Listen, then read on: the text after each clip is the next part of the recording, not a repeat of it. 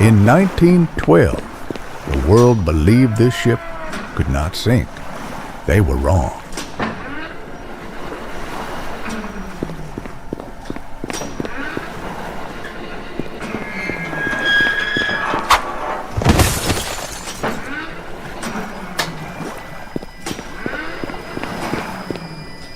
RMS Titanic was the largest moving object ever built by humans at the time.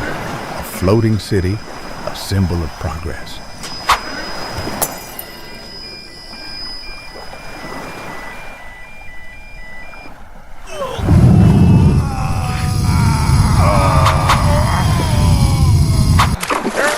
But beneath the luxury and confidence, one mistake was waiting to happen. Titanic was built by the White Star Line to dominate the Atlantic. She was fast, powerful, and designed for comfort rather than speed. The ship was divided into watertight compartments. Engineers believed this made her nearly unsinkable. That belief would soon be tested. On April 10, 1912, Titanic departed on her maiden voyage from Southampton to New York. Passengers included some of the richest people on Earth. Below deck, thousands of ordinary travelers searching for a new life. The ocean was calm, too calm. Late at night, lookouts spotted something directly ahead, an iceberg. The order was given to turn, but the ship was too large and time was too short. The iceberg scraped along the hull, opening multiple compartments. Titanic was sinking. The ship could survive 4 flooded compartments. 6 were breached.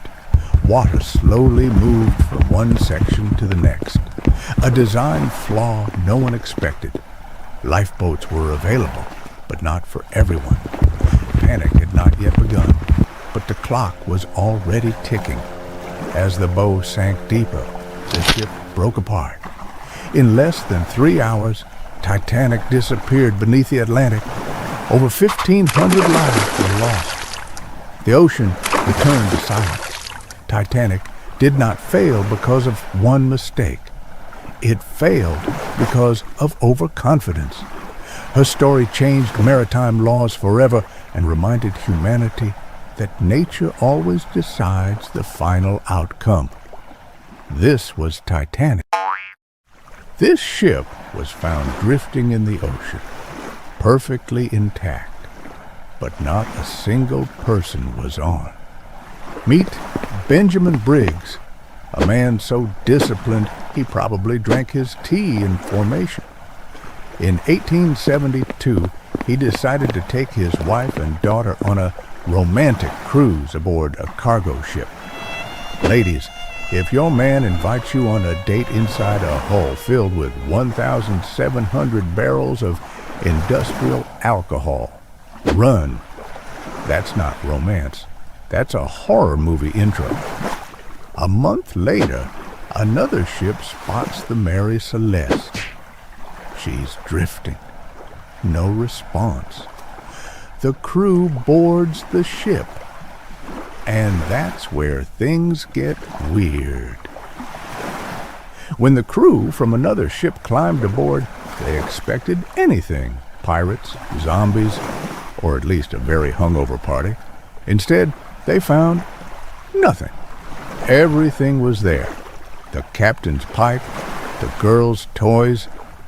The only things missing were the people and the lifeboat. The newspapers of the time went wild. Just imagine the headlines. Where did the crew go? Aliens? Pirates? Please don't tell me it was alien pirates. They claimed a giant gourmet squid ate the crew, ignoring the wood but loving the humans. Others whispered about a mutiny. But imagine that meeting. Lads, let's kill the captain, abandon a ship full of food and cargo, and just row into the fog toward the sharks. Who's with me? Most likely, chemistry is to blame. 9 barrels leaked. The alcohol vapors expanded in the heat and started hissing threateningly. Briggs decided the ship was about to become the biggest firework in Atlantic history. Everyone jumped into the lifeboat, tied a rope to the ship, and then a storm hit. The rope snapped, the ship sailed away, and the crew was left watching their only chance of survival cheerfully drift over the horizon at 5 knots. The moral: if your cargo starts hissing at you, maybe just ventilate the room instead of jumping into the ocean. Subscribe to the channel, and remember, that was one ship story. See you on the next voyage. This ship never sinks, never docks, and if you see it, congrats. Bad things are coming. Imagine this: night, fog, calm sea, and then a ship. No flag, no lights, looking like it completely missed the memo that it's been dead for 300 years. This is the Flying Dutchman. Legend says that in 1641, Captain Philip van der Decken was sailing back from the East Indies. On board, a young couple. And the captain thought love means killing the fiancé and proposing immediately. Spoiler, terrible plan. The girl jumped overboard, and the captain completely ruined his performance review. Near the Cape of Good Hope, a massive storm hit. The crew suggested waiting it out. The captain answered with a gunshot. Then he said the worst promise in maritime history: "We will not set foot on land until we round the Cape, even if it takes forever." The Poseidon was like, "You sure, Captain?" "Yes, Poseidon, deal." From that moment on, the ship became immortal. The crew too, with one tiny detail: none of them can ever go ashore again. Vacation denied, forever. Sailors claimed for centuries, if you see the Flying Dutchman, trouble follows. Storms, accidents, sometimes just a very bad day. One version says that once every 10 years, the captain may go shore to find a woman willing to marry him voluntarily. Good luck with that, Captain. Another version says there's a magical word that can break the curse. Naturally, no one wrote it down. And so the Flying Dutchman still sails today, not alive, not dead, and clearly very unhappy.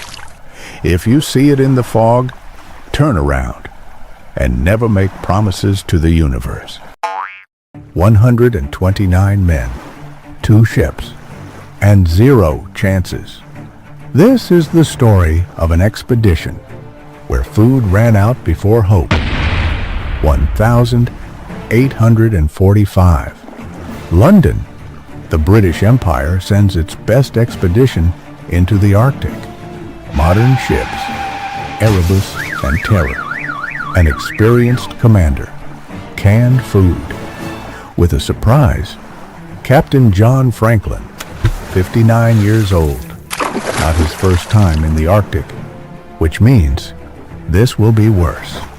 The ice closed in. The ships were trapped. The plan was simple: wait for the ice to melt. They waited and spent 2 entire winters there. 2 endless winters in the ice. The ice disagreed. There was plenty of food, but the cans were sealed with lead. A lot of lead. So much that the mind failed before the body. When things became truly bad, the crew decided to walk away, dragging boats across the Arctic. A great plan, very reliable. Later, remains were found. Knife marks on the bones. The story stopped being gentlemanly. No one survived. The Northwest Passage was found, just not by them. In 2014 and 2016, the wrecks of the Erebus and the Terror were finally located. This was the Franklin Expedition, a story about how technology, pride, and bad canned food can destroy even the best prepared mission. Do you think sailors were afraid of storms, sharks, pirates? No, they were afraid of whistling. Never whistle on deck. If you whistle, you're calling the wind. And wind means a storm. And a storm means goodbye ship. So, if a sailor started whistling, the captain might quickly explain the difference between music and suicide. Bananas on a ship bring bad luck. Yes, bananas. Sailors believed ships carrying bananas disappeared more often. Why? Maybe because bananas rot quickly. Killing an albatross curses the ship. If you killed an albatross, that was it.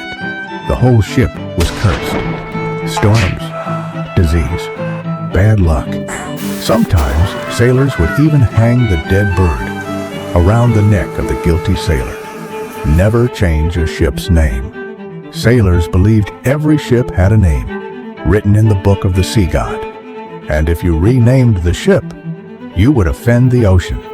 And the ocean knows how to take revenge. A woman on board brings bad luck. Old sailors believed that women on a ship would distract the sea, and the ocean gets jealous. But here's the strange part. A wooden woman on the front of the ship actually brings good luck. The sea has always been dangerous, so sailors tried to control anything they could, even if it was bananas. In an alternate reality, Vault-Tec decided to build the Titanic because an experiment with a large number of people trapped together sounded like a great idea. Tiny robots rush around, weld the hull, and argue about who forgot to update the firmware.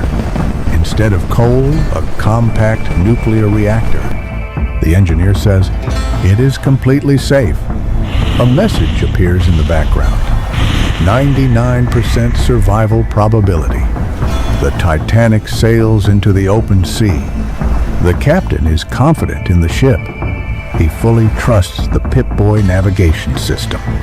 Robots feed nuclear ore into the reactor.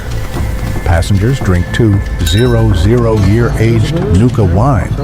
One gentleman glows brighter than the chandelier. That's a premium feature. A ghoul looks through binoculars.